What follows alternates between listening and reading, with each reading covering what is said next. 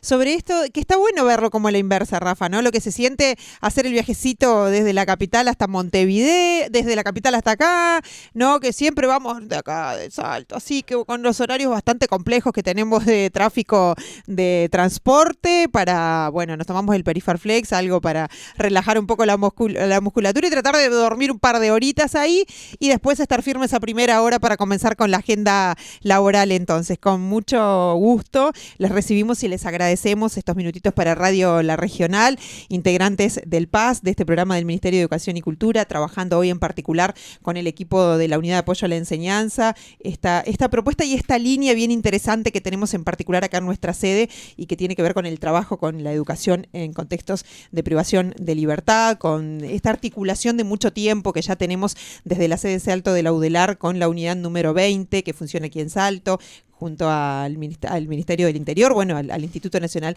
de Rehabilitación. Y bueno, en esta oportunidad Andrea Gil, Nicolás Jara y Mercedes Marra gentilmente también van a conversar un ratito sobre esta visita que hace el programa, que hacen ustedes como autoridades, como coordinadores, como integrantes de este equipo aquí a Salto y bueno, cuál es el motivo también de venir a trabajar esta jornada. Bueno, bienvenidos y muchas gracias por acompañarnos. Gracias.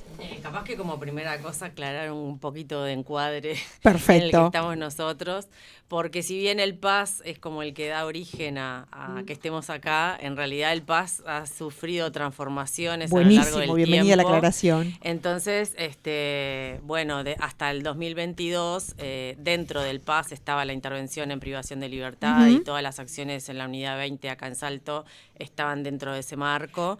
Pero en el 2022 se independiza, digamos, lo que ahora se llama el Programa Nacional de Educación en Cárceles, que es el que coordina Nico. Bien.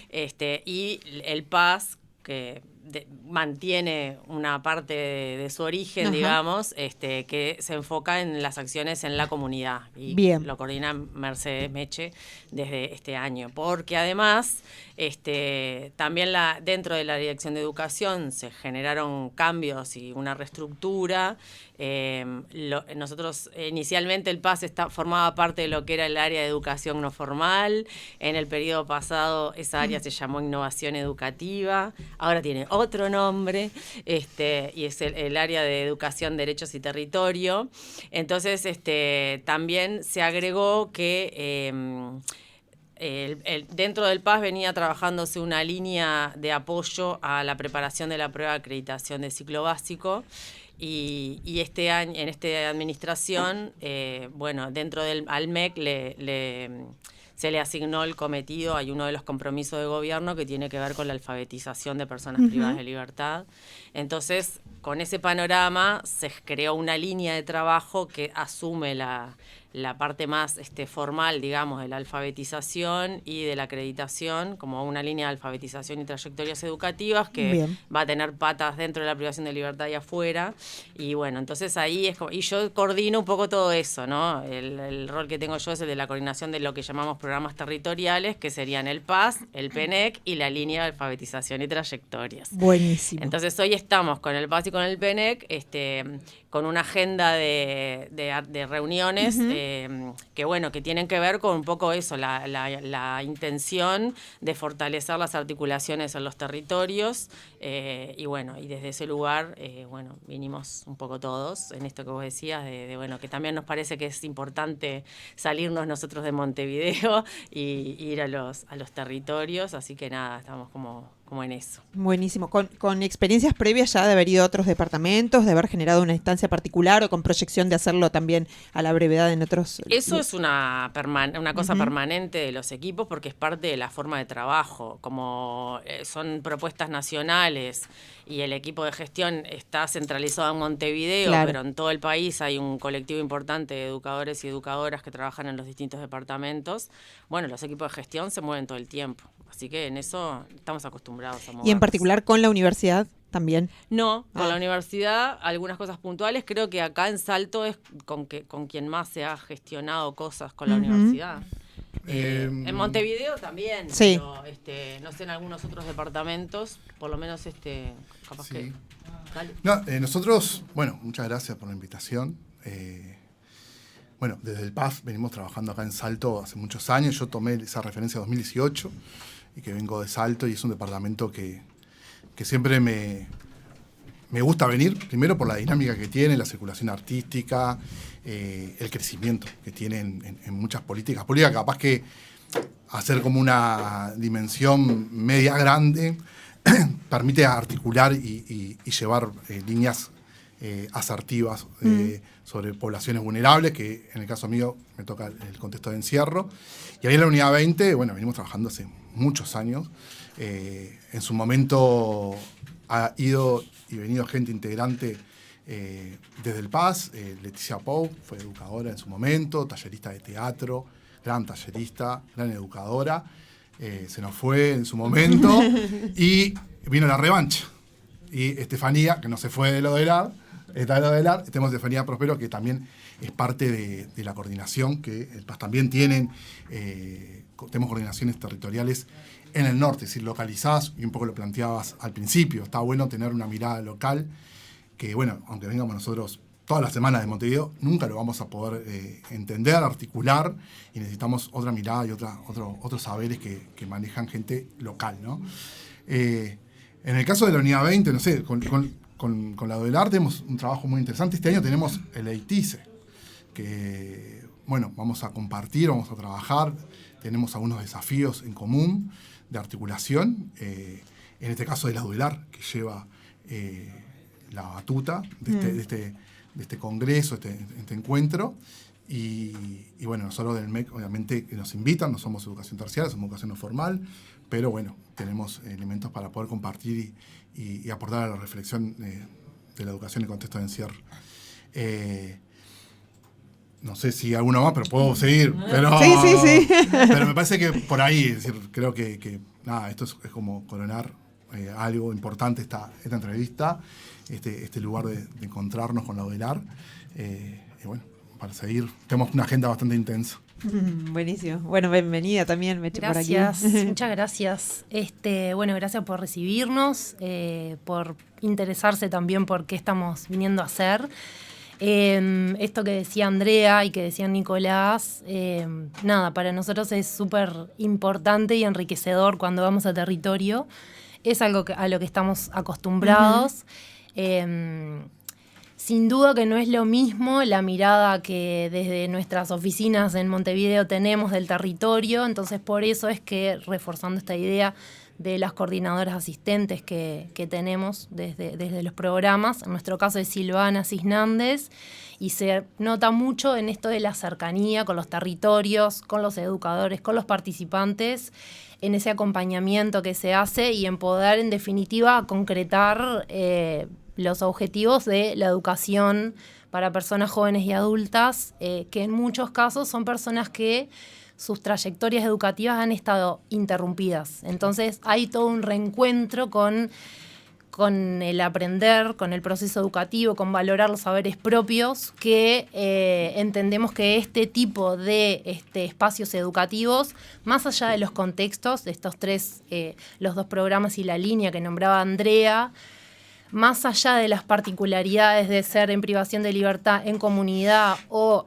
pensando más en la acreditación de los saberes formales, hay algo que nos une a los tres programas y que tiene que ver con esto de reencontrarse con el aprendizaje y en cómo se reencuentran esas personas con los aprendizajes. Hay una búsqueda de esto de la mirada de la persona más hacia lo socioeducativo también, esto que también nombré sobre los saberes propios que las personas ya tienen y bueno, y cómo eso empieza a jugar en la integración en ese contexto, en ese tiempo y en ese momento en el que a cada persona le toca vivir, y un poco por ahí la búsqueda. Traigo esto por esta importancia de que nombrábamos de lo territorial. Claro. Y de esa cercanía que se genera, que sin eso es imposible poder generar propuestas de este tipo, que están además, las particularidades es que también surgen de las necesidades del territorio. Hay un poco y un poco, porque nosotros hacemos una lectura de esas necesidades, pero es a partir de esa identificación de los territorios que los programas vamos ahí a trabajar. Porque sin lugar a dudas que las propuestas en general, bueno, además de tener esta mirada a la hora de concebirse y de confeccionarse los programas, los planes, los proyectos y las ideas, bueno, después a la hora de aplicarlo en el territorio hay un montón de otras variables y otros factores que inciden, ¿no? Y que, como siempre conversamos en más de una oportunidad por acá, bueno, en definitiva estamos trabajando con personas, con sus particularidades, ¿no? Con sus procesos y sus aprendizajes y sus historias, y eso también a la hora de conocerlo como de primera mano y bueno, y saber cómo está resultando la aplicación de esta política, de este programa, de este proyecto, es fundamental para ustedes como retorno, ¿no? También a la hora de ver por dónde se sigue ese trabajo. Sí, exacto. En esto que decías de primicia, es la primera vez que salimos en este nuevo contexto, bueno, integrantes de los equipos de gestión Claro. juntos a, reunirnos y encontrarnos con las instituciones de algún territorio, ¿no? En esto sí estamos inaugurando esta forma. Y claro, nos parecía importante porque nosotros tenemos como el desafío de articular internamente, porque claramente tenemos puntos en contacto entre las intervenciones que se hacen, y articulamos con las mismas instituciones en los territorios, o muchas de ellas son similares, y bueno, y en ese sentido nos parecía que era necesario que poder acercarnos conjuntamente y ver qué es lo que tenemos para coordinar cada una desde su especificidad, ¿no? Nicolás, en el caso de ustedes. Nosotros tenemos como muchos desafíos para este año. Y bueno, después de 2022 también hemos hecho como una reformulación de los ejes también de intervención. Claro. Que esto es un poco lo que dice Meche. Esto entendemos nosotros que los programas no pueden quedar estáticos porque es decir, vivimos una realidad dinámica y tenemos que estar... el concepto de flexibilidad, entendido en buenos términos, tener marcos de trabajo, pero flexibilidad en las nuevas miradas pedagógicas y de abordaje, ¿no? Una realidad, por ejemplo, en la unidad 20, lo que nosotros vemos es un cambio generacional, por ejemplo. No quiere decir que no haya... es decir, como educación no formal puede haber gente que tiene primer año, segundo año de liceo, la universidad, es decir, hay una diversidad en sus trayectorias educativas, pero también en sus edades, pero ha cambiado también el perfil de la población carcelaria, hábitos, ha cambiado la legislación también, ¿no? Claro. Es decir, ha pasado que la redención de pena ahora por lo educativo ha cambiado, depende del delito, antes era más universal, se puede decir, ahora como más fragmentada o en particular caso a caso. Entonces, el deseo por lo educativo, el deseo por los aprendizajes tiene que estar muy focalizado en ese punto. ¿Cómo despertamos a personas que lo educativo está muy alejado, estuvieron alejados, una historicidad con lo educativo capaz que no le dio ningún beneficio, siente que no le dio ningún beneficio, o sus recuerdos son negativos, y bueno, cómo volver a rejuntar eso, ¿no? Capaz que nosotros estamos acostumbrados a espacios de educación no formal, teatro, danza, un club deportivo, etcétera, etcétera, pero hay muchas personas que eso no ha llegado y esos recuerdos capaz que no están presentes. En la actualidad nosotros tenemos 3 ejes, uno es arte y cultura, que bueno, es el que llevamos a cabo en la unidad 20 de Salto. Nosotros tenemos 24 propuestas educativas a nivel nacional, estamos en 11 departamentos y bueno, este es un eje que es bastante potente, es un eje que viene ya del PAS, es un eje que intenta abordar estas subjetividades que planteaba del ida y vuelta, porque ahí también nosotros, la intervención no es buscar un examen y una aprobación de curso, sino es trabajar con lo que somos. Y ahí creo que es un distintivo en ese sentido de estas propuestas, ¿no? De educación no formal, capaz que es más flexible y nos permite poder trabajar con eso.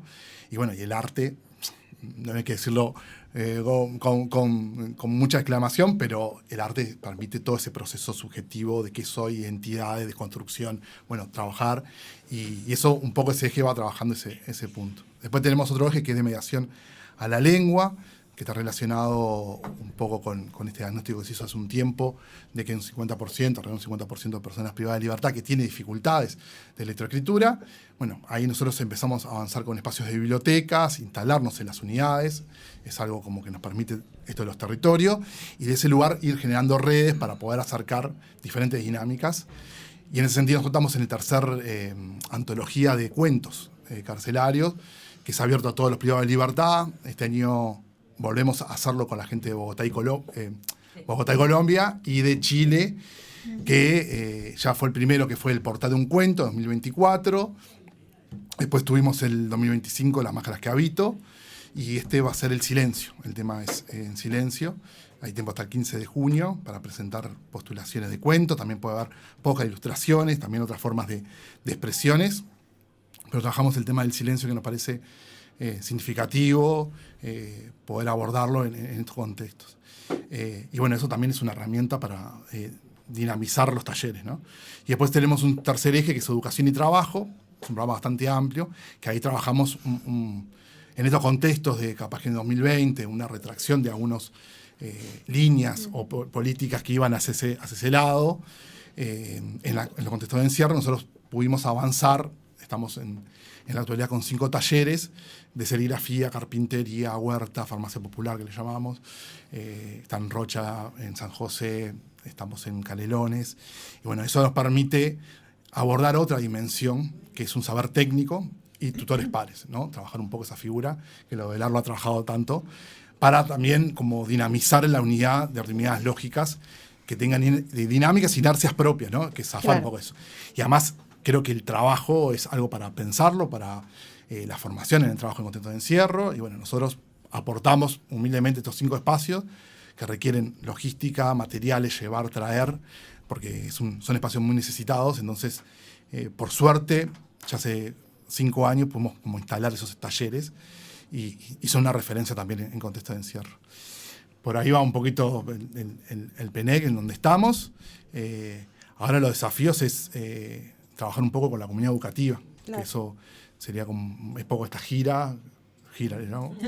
La gira es como poder trabajar también desde el MEC y también con otros actores internamente. Ahora estuvimos con Espacios MEC.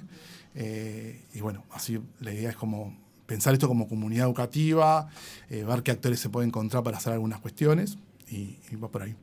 Sí, justamente sobre eso quería conversar, sobre la agenda, con qué otros actores y otras instituciones iban a estar conversando en esta estadía por Salto. Bueno, eso, empezamos por Espacios MEC, que somos como de la casa, y que también una de las intenciones era como que el MEC en los territorios viene siendo también una prioridad. Una prioridad para el MEC, el abordaje territorial y el fortalecimiento de los territorios. Entonces, bueno, nos parecía que era necesario empezar a retomar el vínculo con lo que eran los centros MEC antes y ahora Espacios MEC. Y acá en particular, porque además tenemos esta realidad de que por suerte tenemos coordinadoras asistentes locales.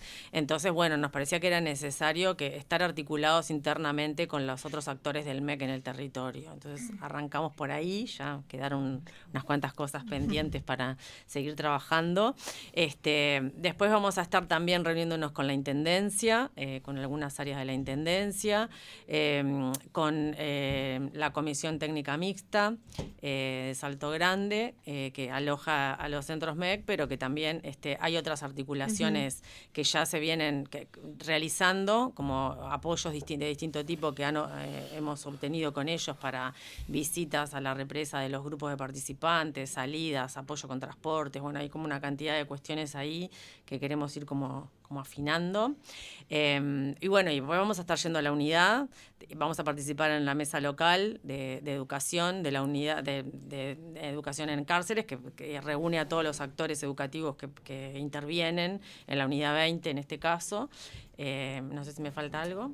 Y vamos a estar participando también en una reunión con representantes de la Mesa Departamental de Educación. Eso es por ahí, me parece que no me falta nada. Y con todo eso se hicieron un tiempo para venir a conversar.